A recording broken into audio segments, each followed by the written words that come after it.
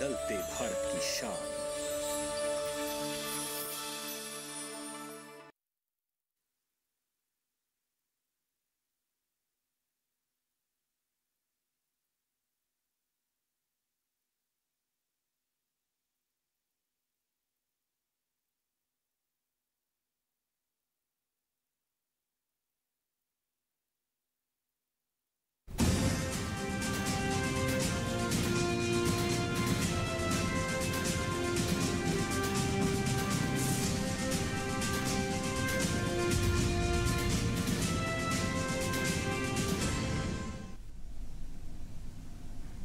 नमस्कार, किसान समाचार में आपका स्वागत है। मैं हूं रेशमा आपके साथ। आइए नजर डालते हैं इस वक्त की हेडलाइंस पर। केंद्र सरकार ने जमाखोरी को रोकने के लिए गेहूं पर भंडारण सीमा लगाने का किया फैसला।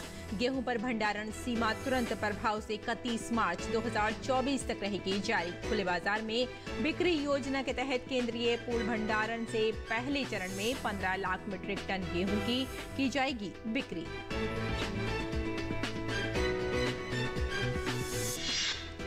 अत्यंत गंभीर चक्रवाती तूफान बिपरजॉय कमजोर होकर अति गंभीर चक्रवाती तूफान में हुआ तब्दील।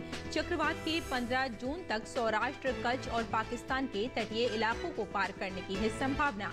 गुजरात में एनडीआरएफ की 12 टीमें तैनात। चक्रवात के मद्देनजर पश्चिमी रेलवे ने कई ट्रेनें की रद्द।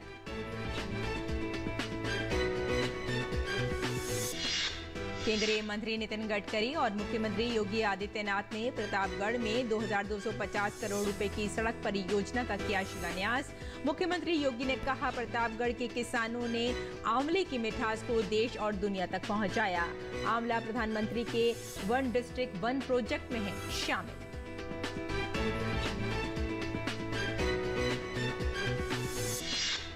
भारत सरकार और एशियाई विकास बैंक ने हिमाचल प्रदेश में बागवानी को बढ़ावा देने के लिए किया समझौता। किसानों की आय बढ़ाने के लिए कृषि उत्पादकता बढ़ाने, सिंचाई सुविधा में सुधार करने और बागवानी कृषि व्यवसायों को बढ़ावा देने के लिए 130 मिलियन डॉलर के ऋण समझौता। बागवानी मूल्य श्रृंखलाओं का समर्थन करने से खाद्य सुरक्षा में को भी मिलेगा प्रोत्साहन।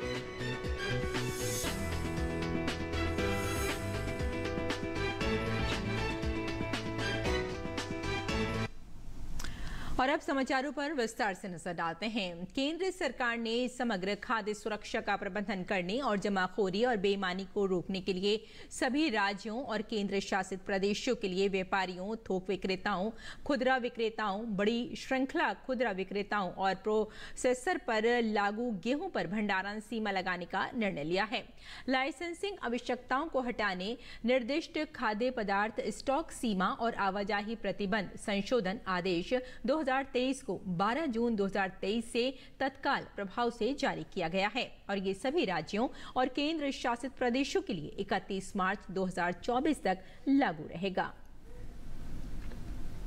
जमाखोरी रोकने के लिए गेहूं पर भंडारण सीमा की अगर बात करें तो भंडारण सीमा प्रत्येक इकाई पर व्यक्तिगत रूप से लागू होगी और व्यापारी, थोक व्यापारी 3000 मीट्रिक टन, रिटेलर प्रत्येक रिटेल आउटलेट के लिए 10 मीट्रिक टन की बात कर सकते हैं और बड़े चेन रिटेलर की अगर बात करें तो प्रत्येक आउटलेट के लिए 10 मीट्रिक टन की भंडारण सीमा है और सभी डिपो और प्रोसेसर पर 3000 मीट्रिक टन वार्षिक स्थापित क्षमता को 75% कर दिया गया है और संबंधित कानूनी संस्थाओं को भंडारण की स्थिति की घोषणा करनी होगी। ये जमाखोरी रोकने के लिए गेहूं पर भंडारण सीमा का बात है और खाद्य और सार्वजनिक वितरण विभाग के पोर्टल evgoals.nic.in/wsp.login पर किया जा सकता है और इस पर नियमित रूप से आपको अपडेट करना होगा। और इसके अलावा भी अगर हम जमाखोरी पर बात करें तो भंडारण निर्धारित सीमा से अधिक है तो उन्हें 30 दिनों के भीतर निर्धारित भंडारण सीमा तक लाना होगा। और जमाखोरी रोकने के लिए गेहूं पर भंडारण सीमा की बात है और केंद्र सरकार ने गेहूं के मूल्यों को नियंत्रण करने के लिए सभी हितधारकों को उसे अपनी होल्डिंग में अधिक किसी भी मात्रा को 1 महीने के अंदर अपनी सीमा में रखने के आदेश दिए हैं। खाद्य और सार्वजनिक वितरण विभाग के सचिव संजीव चोपड़ा ने बताया कि सभी होल्डिंग करने वाले लोगों को अपना अतिरिक्त स्टॉक 1 महीने में तय सीमा के अंदर लाना है। गेहूं के जो कीमतें अभी बढ़ रही हैं, मैंने इसे बताया कि पिछले 1 महीने में जो मॉडल मंडी प्राइसेस हैं गेहूं के, वो करीबन 8 से 9% बढ़े हैं। तो उसको देखते हुए सरकार ने निर्णय लिया है कि वीट पे, गेहूं पे स्टॉक लिमिट्स लगाई जाएं। तो जो विभिन्न एजेंसीज़ हैं जैसे कि wholesalers, big chain retailers, traders and processors, so उनके ऊपर लिमिट्स लगाई गई हैं कि वो एक स्पेसिफाइड क्वांटिटी ही होल्ड कर सकते हैं, उसके ऊपर उनको ऑफलोड करना पड़ेगा। उनको 1 महीने का समय दिया गया है कि अगले 1 महीने के अंदर अगर उनके पास जो स्टॉक है अगर वो लिमिट के ऊपर है तो अगले 1 महीने में वो स्टॉक्स को लिमिट के अंदर लेके आएँ।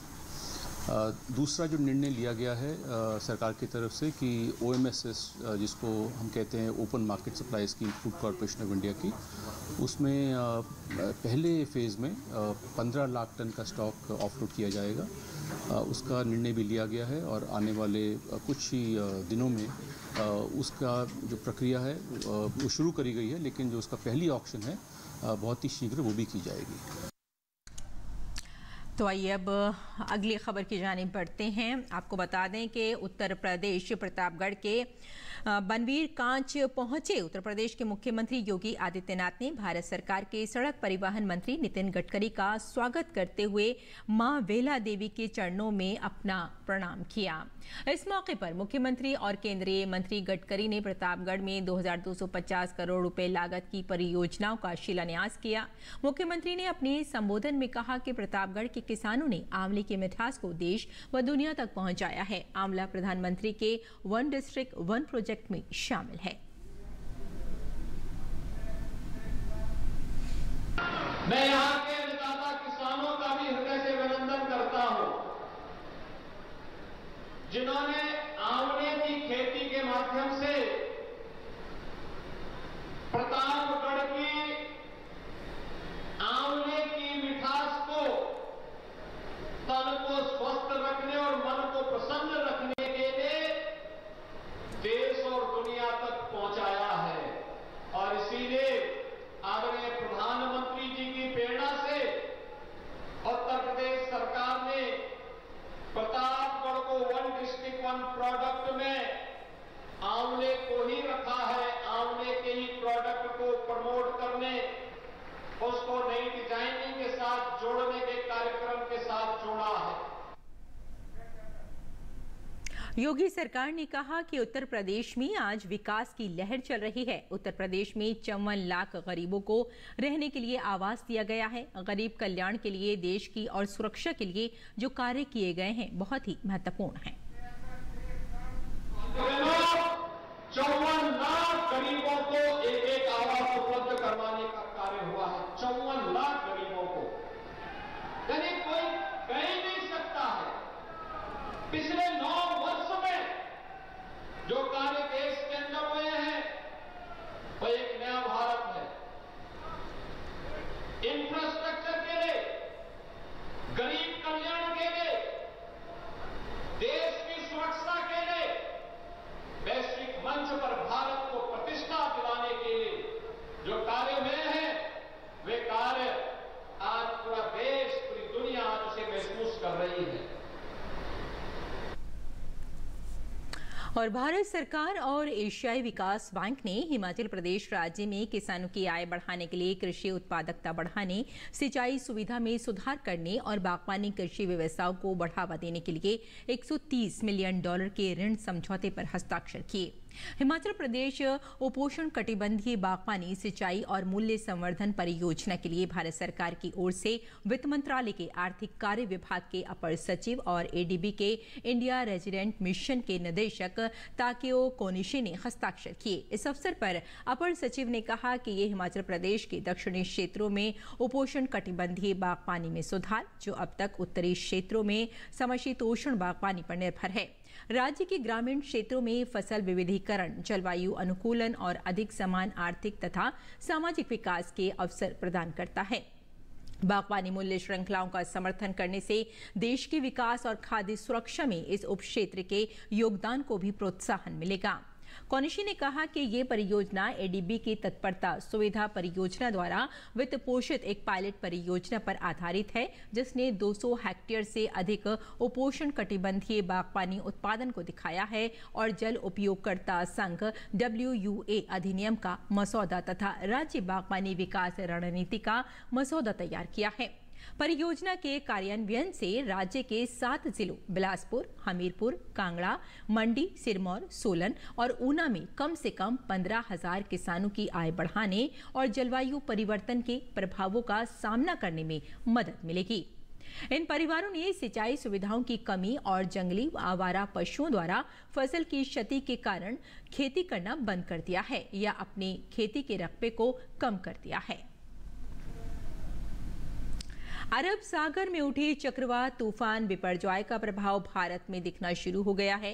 बिपरजॉय की वजह से आज समुद्र में कई फीट ऊंची लहरें उठ रही हैं। इसके कारण पश्चिम दक्षिण तटीय इलाकों में बारिश भी हो रही है। भारतीय मौसम विज्ञान विभाग के अधिकारियों ने कहा कि बिपरजॉय अभी पोरबंदर से 290 किलोमीटर और जखाऊ बंदरगाह से 360 किलोमीटर की दूरी पर है। बिपरजॉय की 15 जून की शाम तक जखाऊ बंदरगाह के पास सौराष्ट्र और कच्छ के तट से टकराने की संभावना है। भारत मौसम विज्ञान विभाग ने बिपरजॉय के कारण दिल्ली, राजस्थान, उत्तराखंड और पश्चिमी उत्तर प्रदेश में गुरुवार और शुक्रवार को हल्की वर्षा होने की संभावना जताई है। चक्रवात के दौरान 125 से 135 किलोमीटर प्रति घंटे की रफ्तार की हवा के साथ तूफान आ सकता है। हवा की रफ्तार 145 किलोमीटर प्रति घंटे तक पहुंच सकती है।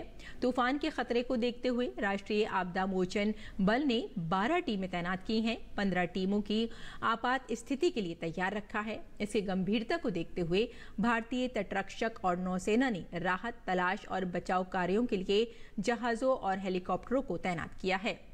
वायुसेना और सेना की अभियंत्रिकीय कार्यबल इकाइयां भी तैयार हैं। उधर बिपरजॉय की वजह से मुंबई में मरीन ड्राइव पर हाई टाइड देखा गया। जुहू बीच के पास सोमवार को ऊंची लहरों की चपेट में आने से 5 युवक डूब गए थे, जिसमें 2 को बचा लिया गया है, जबकि 2 अब भी लापता हैं और 1 की मौत हो गई। बिपरजॉय को लेकर तटीय इलाकों में चेतावनी जारी की गई है। बिपरजॉय 16 जून तक राजस्थान पहुंचेगा। इस वजह से रेलवे ने 67 ट्रेनों को रद्द कर दिया है। राजस्थान के कई इलाकों में 16 से 17 जून को भारी बारिश होने की संभावना है। अरब सागर में उठा चक्रवात तूफान बिपरजॉय अपना असर दिखाना शुरू कर दिया है। बिपरजॉय की वजह से समुद्र में ऊंची लहरें उठ रही हैं। मुंबई में भी ऊंची लहरें देखी जा रही हैं, जहां लाइफ गार्ड्स तैयार हैं। आगे बढ़ते हैं। गुजरात में NDRF team commander Dev Prakash ने बताया कि चक्रवात के कारण एहतियातन एनडीआरएफ की एक टीम को यहां तैनात किया गया है और गांधीनगर से भी एक टीम आ रही है। देव प्रकाश ने बताया कि एनडीआरएफ हर प्रकार की परिस्थिति से निपटने के लिए मुस्तैद है।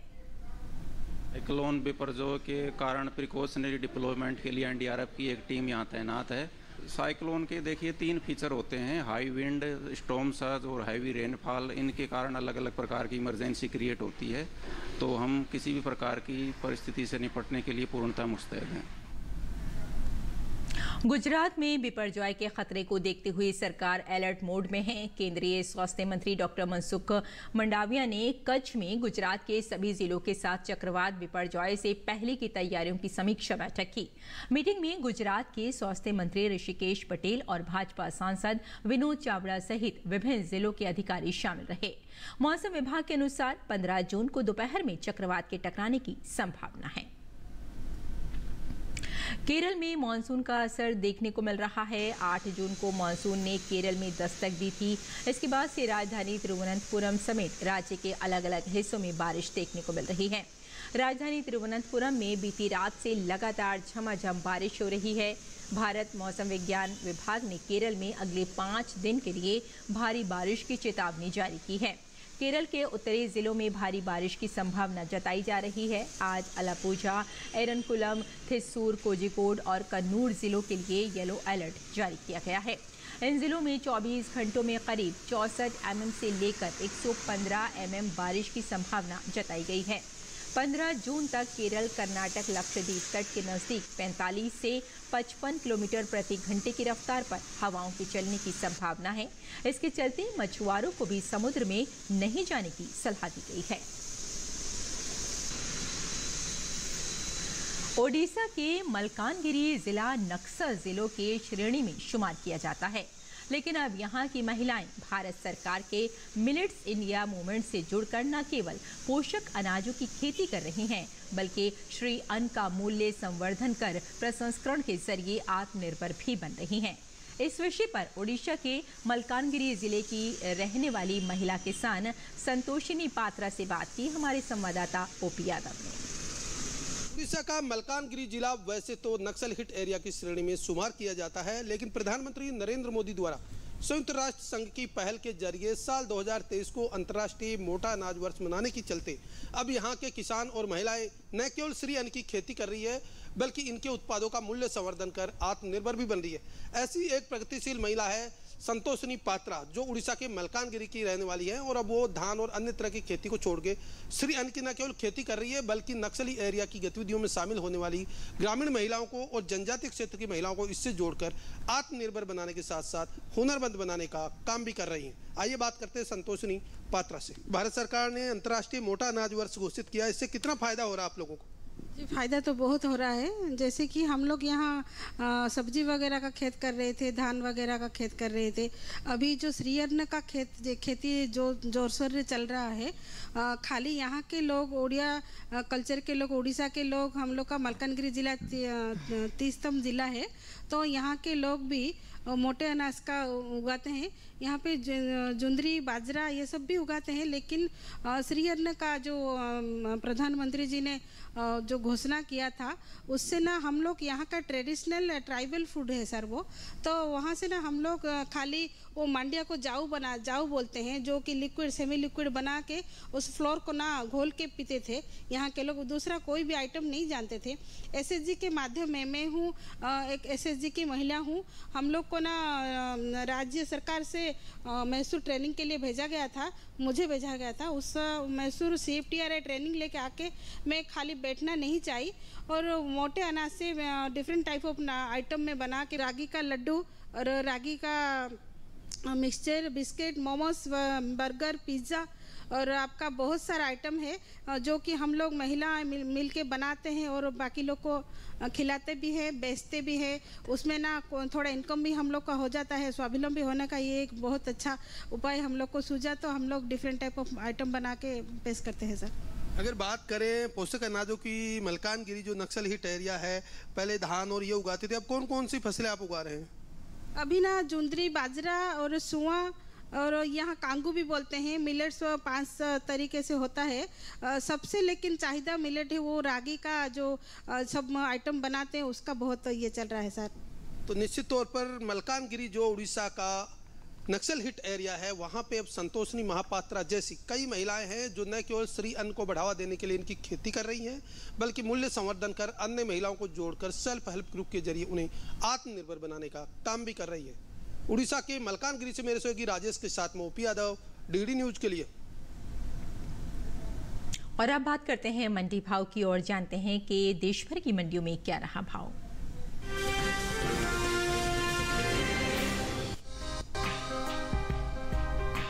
चालू रबी विपणन मौसम 2023-24 के दौरान देश भर में गेहूं की सरकारी खरीद सुचारू रूप से जारी है। उपभोक्ता कार्य, खाद्य एवं सार्वजनिक वितरण मंत्रालय के मुताबिक 30 मई तक गेहूं की कुल खरीद 262 लाख मीट्रिक टन की हो चुकी है, जो पिछले साल 188 लाख मीट्रिक टन की खरीद की तुलना में 74 लाख मीट्रिक टन अधिक खरीदी है। सरकार ने गेहूं की खरीद के लिए 47,000 करोड़ रुपए का न्यूनतम समर्थन मूल्य यानी MSP रखा है, जिससे 21,27,000 किसान पहले ही लाभान्वित हो चुके हैं। देश में सबसे ज्यादा गेहूं की खरीद पंजाब, मध्य प्रदेश और हरियाणा से हुई है। पंजाब से 121,27,000 मीट्रिक टन गेहूं खरीदा गया है, वहीं मध्य प्रदेश से 70,98,000 मीट्रिक टन और हरियाणा से 63,17,000 मीट्रिक टन गेहूं की खरीद अब तक हुई है।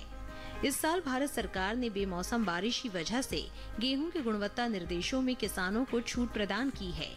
फिलहाल कृषि उपज मंडियों में इन दिनों गेहूं की आवक सामान्य बनी हुई है। पर नजर डालें तो ज्यादातर कृषि उपज मंडियों में सप्ताह के पहले दिन गेहूं के भाव में नरमी देखने को मिली। एग्बाक नेट के मुताबिक गुजरात की दाहोद मंडी में 10 जून को लोकवान गेहूं का भाव रहा 2,500 रुपए। 12 जून को इसके भाव में 275 रुपए की गिरावट आई और भाव हो गया 2,225 रुपए। जबकि राज्य की ही सावरकुंडला मंडी में इस दौरान लोकवान गेहूं के सौदों में नरमी के साथ कारोबार हुआ। यहां 10 जून को लोकवान गेहूं का भाव था 2,325 रुपए। 12 जून को इसके सौदे 75 रुपए लुढ़क कर 2,250 रुपए पर हुए। मध्य प्रदेश की खातेगांव मंडी में 10 जून को गेहूं का भाव था 2,251 रुपए। 12 जून को इसके सौदे 51 रुपए लुढ़क कर 2,200 रुपए पर हुए। राजस्थान की लालसोट मंडी में शनिवार को गेहूं का भाव था 2,180 रुपए। सोमवार को इसके भाव 40 रुपए गिरकर 2,140 रुपए पर हुए। उत्तर प्रदेश की मंडियों में धारा गेहूं के भाव की बात करें तो यहां सप्ताह के पहले दिन को बदायूं मंडी में धारा गेहूं का भाव रहा 2,240 रुपए। दादरी मंडी में भाव रहा 2,301 रुपए। गाजीपुर मंडी में धारा गेहूं 2,180 रुपए पर बिका। जबकि राज्य की ही पीलीभीत मंडी में इस दौरान गेहूं के सौदे 2,255 रुपए पर हुए। गेहूं की उपज की बात करें तो इस साल देश में घरेलू स्तर पर गेहूं की पैदावार रिकॉर्ड स्तर पर जा सकती है, जिसका असर गेहूं के बाजार भाव पर पड़ता दिख सकता है। कृषि मंत्रालय की ओर से जारी तीसरे अग्रिम अनुमान के मुताबिक साल 2022-23 के दौरान देश में गेहूं की उपज 1,127,43,000 टन अनुमानित है, जो पिछले साल के उत्पादन की तुलना में 50,01,000 टन अधिक है।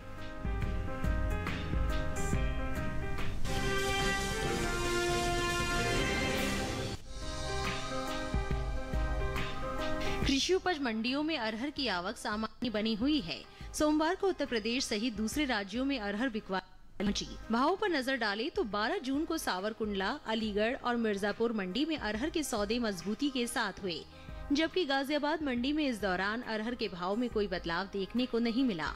एग्बाक नेट के मुताबिक गुजरात की जामनगर मंडी में 10 जून को अरहर का भाव रहा 7,325 रुपए। 12 जून को इसके भाव में 675 रुपए की भारी गिरावट आई और भाव 6,650 रुपए पर जा पहुंचा। जबकि राज्य की ही सावरकुंडला मंडी में इस दौरान अरहर के सौदों में बढ़त के साथ कारोबार हुआ।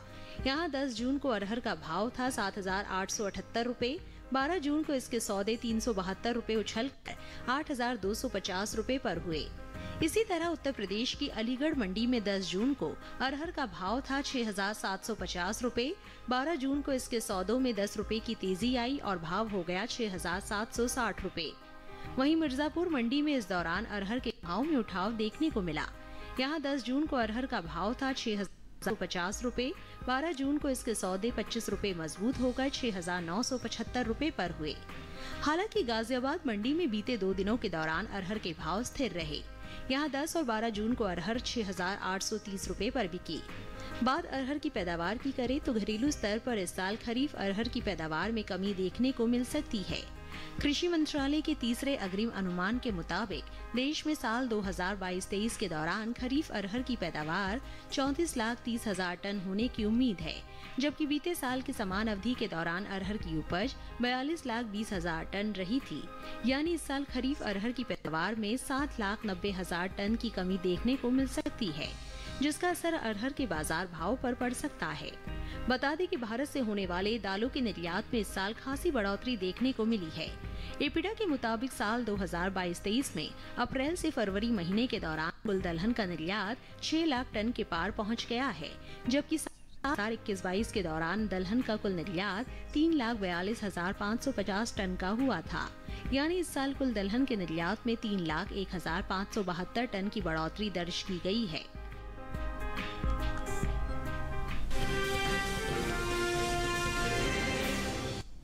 और आइए अब जानते हैं कि किसान इस मौसम में कैसे रखें अपनी खेती का ख्याल।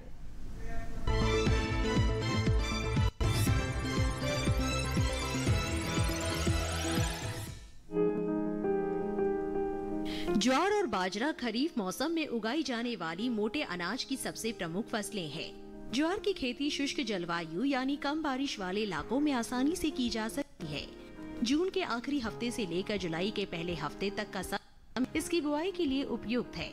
जबकि बरानी इलाकों में बारिश के तुरंत बाद इसे बोया जाता है। बोते समय कतार से कतार की दूरी 45 सेंटीमीटर और पौधे से पौधे का फासला 15 सेंटीमीटर रहेगा। बाजरे की फसल के लिए शुष्क और गर्म जलवायु की जरूरत होती है। इसकी वृद्धि और विकास के लिए 28 से 32 डिग्री सेल्सियस का तापमान चाहिए। बाजरे की खेती पूरी तरह बारिश पर आधारित है। इस पर बारिश की अनियमितता, उसमें देरी और ज्यादा बारिश का असर पड़ता है। बुआई का सही समय मध्य जून से मध्य जुलाई है। अगर बारिश में देरी हो जाए या लगातार बारिश होने की वजह से आप फसल नहीं बो पा रहे हैं तो सीधी बुआई न करके पौध तैयार करें और फिर मुख्य खेत में से रोप दें।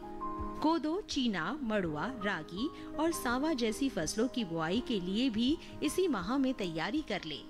मक्का की बात करें तो देर से पकने वाली किस्मों की बुआई मध्य मई से मध्य जून तक होती है। इसका मतलब हुआ कि बारिश शुरू होने से पहले ही पौधे अच्छी तरह स्थित हो जाएंगे। बुआई के 15 दिन के बाद एक निराई कर ले। दूसरी ओर जल्दी पकने वाली किस्मों की बुआई जून के आखिरी हफ्ते तक जरूर कर ले। अगर आप बेबी कॉर्न की फसल चाहते हैं तो पूसा संकर 2, पूसा संकर 3, HM 4A, BL 42 और G 5414 जैसी किस्में चुन सकते हैं। पॉपकॉर्न के लिए पर्ल पॉपकॉर्न, अंबर पॉपकॉर्न, जबकि मीठी मक्का के लिए प्रिया और माधुरी जैसी किस्में बोई जा सकती है। और खेती किसानी के साथ साथ आइए नजर डाल लेते हैं कुछ और महत्वपूर्ण खबरों पर। खास खबर में प्रधानमंत्री नरेंद्र मोदी ने रोजगार मेले में वीडियो कॉन्फ्रेंसिंग के माध्यम से 70,000 नवनियुक्त कर्मचारियों को नियुक्ति पत्र वितरित किए। उन्होंने इस अवसर पर कर्मचारियों को संबोधित भी किया। ये रोजगार मेले देश भर में 43 जगहों पर आयोजित किए गए हैं। राष्ट्रीय जांच एजेंसी NIA ने जम्मू कश्मीर के श्रीनगर में छापेमारी की है। छापेमारी में NIA ने श्रीनगर के मलूरा शाल्टेंग में अलगाववादी मोहम्मद अकबर खांडे की 2 संपत्तियों को कुर्क किया। जम्मू कश्मीर के बांदीपुरा में सुरक्षा बलों को एक बड़ी कामयाबी मिली है। यहां लश्कर के एक आतंकवादी को गिरफ्तार किया गया है। सुरक्षा बलों ने 2 चाइना मेड हैंड ग्रेनेड भी बरामद किए हैं। तेलंगाना की राजधानी हैदराबाद में पुलिस ने 8 अंतर्राज्यीय तस्करों को ड्रग्स के साथ गिरफ्तार किया है। ड्रग्स की कीमत 2.8 करोड़ रुपए है। विशेष सूचना पर कार्रवाई करते हुए पुलिस टीमों ने 8 लोगों को गिरफ्तार किया। ईडी ने मनी लॉन्ड्रिंग जांच के तहत चेन्नई और करूर में बिजली मंत्री सेंथिल बालाजी के आधिकारिक आवास पर छापा मारा। करीब 1 हफ्ते तक चले सेंथिल बालाजी के रिश्तेदारों की संपत्तियों और आवास पर IT के छापे के बाद अब ईडी तलाशी ले रही है। देश का महत्वाकांक्षी मिशन चंद्रयान 3 इतिहास रचने की ओर कदम बढ़ा रहा है। इसरो ने चंद्रमा की सतह पर चंद्रयान 3 को उतारने की तैयारी लगभग पूरी कर ली है। इसरो के अध्यक्ष S सोमनाथ ने बताया कि 12 से 19 जुलाई के बीच चंद्रयान 3 का प्रक्षेपण किया जाएगा। केंद्रीय राज्य मंत्री राजीव चंद्रशेखर ने ट्विटर के पूर्व CEO जैक डोर्सी के भारत सरकार द्वारा ट्विटर को धमकियां देने के आरोप को पूरी तरह झूठ बताया है। राजीव चंद्रशेखर ने कहा कि डोर्सी के कार्यकाल में ट्विटर लगातार भारतीय कानूनों का उल्लंघन कर रहा था। तो किसान समाचार में फिलहाल इतना ही। अनुमति दें। नमस्कार।